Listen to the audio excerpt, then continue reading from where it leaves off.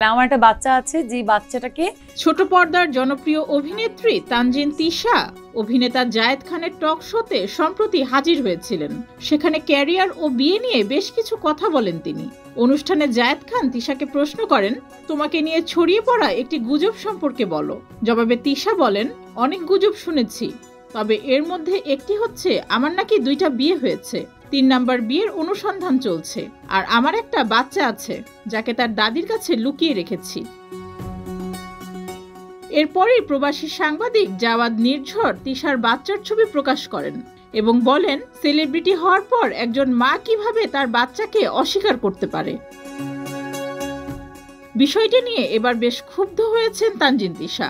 এক ফেসবুক স্ট্যাটাসে তিশা লিখেছেন যে অসভ্যরা আমার আদরের ভাগ্নে ভাগ্নিকে আমার লুকিয়ে রাখা সন্তান হিসেবে অনলাইন পোর্টালে নিউজ করে $20 উপার্জন করতে চাচ্ছে, তাদের উদ্দেশ্যে বলছি, এখন পর্যন্ত আমার লুকিয়ে রাখা যত বাচ্চা কাচ্চা আছে তাদের আমার কাছে পৌঁছে দিলে $20,000 ভিক্ষা দিব।